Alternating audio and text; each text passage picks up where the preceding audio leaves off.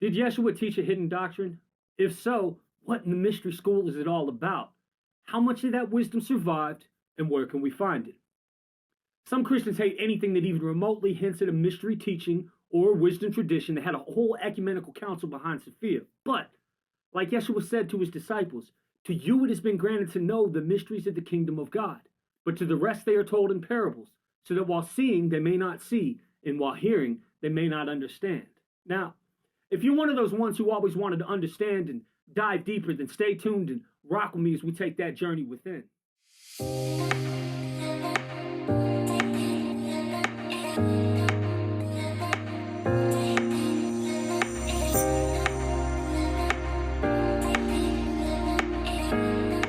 What up, though? It's your guy Justin. Welcome back to the Mystical Mind State. Today we're looking at what Christ is saying when he says, to you it has been granted to know the mysteries of the kingdom of God. Now, before you let the word mystery scare you off, I promise you it's not a ruminative guide defining God's long-lost cookie recipe encoded in Hebrew. We'll get to that next week when we reveal the secret ingredient behind Romans 8:6 is hemlock. Do a little seance, evoke the spirit of Socrates for a little more detail. Special shout out to anybody that actually gets that joke. Leave a comment below and tell them what it is. All right, so moving on. Christ did in fact teach his halakha, literally the way, as in the way one should observe the law and conduct themselves a bit differently to his disciples in private than he did in his public sermons. The answer to that is actually shrouded in the two teaching styles themselves. One is something that can be applied to their daily lives. It's exoteric, and the other is looking inwards, which is esoteric. To watch and pray that you do not enter into temptation, for the spirit is willing, but the flesh is weak. That's that mindfulness practice. Watch, shakad, to keep watch, as in keep a spiritual visual and be present in the moment. We see the word watch pop up in Mark at the Transfiguration when Yeshua says, remain here and watch. They are practicing a form of halakha that had come down from the prophets in this scene. It's unfolding at the Garden of Gethsemane where they can be alone with God. They're in seclusion, separated from the world. This is known as hitbananut, and literally means to be secluded in Hebrew. The prophets entered into the wilderness for periods of contemplative prayer and meditation. Uncle Moshe went into the clouds for 40 days. Elisha made his sacred place in a cave of solitude. Communities still practice solitude within the crowd by reciting the 18 blessings in silence. We call this sort of internalizing esoteric and give it a title like hidden teachings and pretend it's foreign to us, but anyone can enter into isolation from the crowds every day and take a minute to pray inwards. It's hardly hidden, though. We find it all over the place in scriptures, like in Matthew 6. When you pray, go to your inner room and pray to your Father who is in the secret place. Now that secret place is within because this is the internal part of the doctrine. Behold, the kingdom of God is within. While it's hardly the fanciful workings of an eccentric New Age guru, Yeshua did in fact teach looking within while instructing others how to live in love and apply the law of Moshe. Why? Because the type of mysticism prevalent in the Middle East has always focused on the wisdom of God and understanding how it can be applied to life. It's that balance between esoteric and exoteric that matters. Think of Yeshua approaching the crowds and urging them to put the kingdom of God first and to love one another. He's essentially making a call to action. He breaks off the crowd with a memorable code of ethics that can be immediately applied to their lives. Because that's the halakha. That's the way of life, right? Then there's a night spent in isolation, periods of prayer and meditation. Silent nigonims or spiritual hymns like intonations of mantras practitioners repeated inwardly were commonplace during the Second Temple era. One should seek God within and find the light of wisdom. Now, people don't light a lamp and cover it with the bowl. They put it on a lampstand where it can give light to everyone in the house. Leaders lead by example, right? Yeshua forgave everyone and healed whoever was in need. He taught his disciples how to seek the source within. He lived in love, simple and plain. Now, here we are centuries later, and we're still searching for his mystery teachings.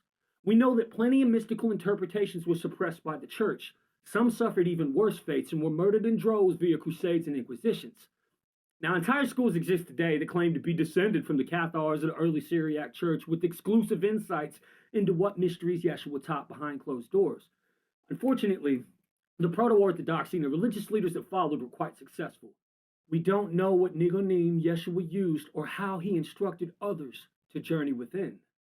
In my Father's house there are many rooms may scream Heckelot mysticism to us, and we could even pinpoint Nazarenes in Qumran that had intimate knowledge of the Merkaba. But the Gentiles that entered in under the Pauline doctrine simply didn't understand Jewish mystical life and misinterpreted many of those terms. So naturally, those systems faded away. or went underground, as some scholars would suggest. A lot of Merkaba tradition can be found in texts dating from that time period. We just can't prove that they were authentically Yeshua's. Most of today's Christians wouldn't even read them because they're purely Jewish texts and they're not in the King James Bible. The Hasidic movement definitely kept Merkaba alive, though. So maybe the bad guys won, and modern Christianity is marching to the drum of dogmatic fervor, unrecognizable to its founders. Who knows?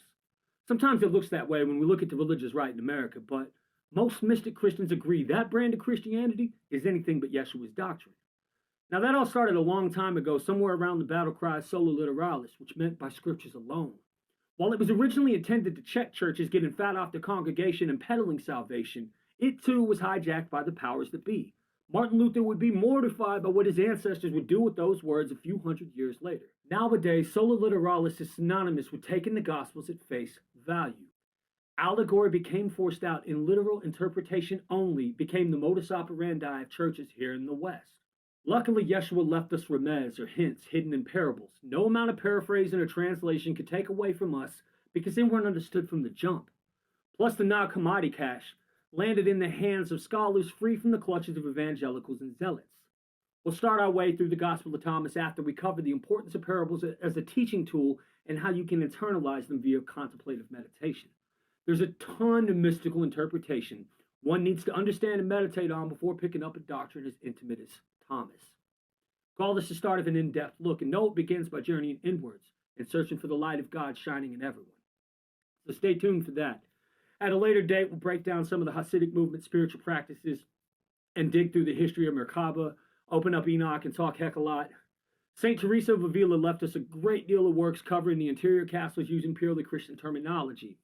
So I'll gladly connect the dots and do a side-by-side of those systems as a means of showing that mystic Christianity is still in tune with that old-school Judaism that Yeshua taught. All of us meditative types discover the common threads by entering into the silence.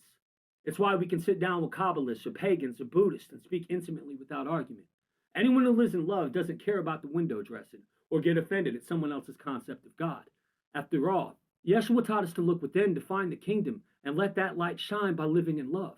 Why should we care how others find their way to living a deep and meaningful life? That's all I got for today, guys. Thank you. Yo, I want to take a moment to genuinely thank you for taking an interest in spiritual growth.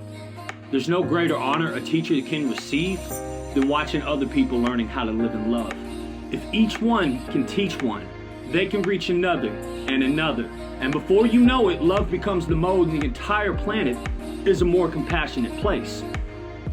Now, we're community people, so pull up your browsers, search mysticalmindstate.com for more resources. There's hundreds of blog posts covering dozens of topics. Now, if you look at the top, there's even a tab to reach out. Feel free to email me any questions, prayer requests, special interests, whatever. I'm an approachable guy. This is really what I do. You can skip the email list to hit me on Insta or any of the meta sites. I'm also on Tumblr under the name Brother Hermes. There's over thousands of posts floating around on that one, and there's a huge community of people that I'm active with. It also has an Ask tab, so if you got something you want to know about, feel free to drop an ask and I'll get to it as quickly as I can. Like this video if we vibe together. Feel free to subscribe and jump in and follow the movement. Enter into the conversation, drop any comments or thoughts below. I'm always open to debate. This is really what I do. I love watching people grow and evolve. I love people finding the divine. You are my reason. Your spiritual growth is my why. So again, thank you for your time. Peace.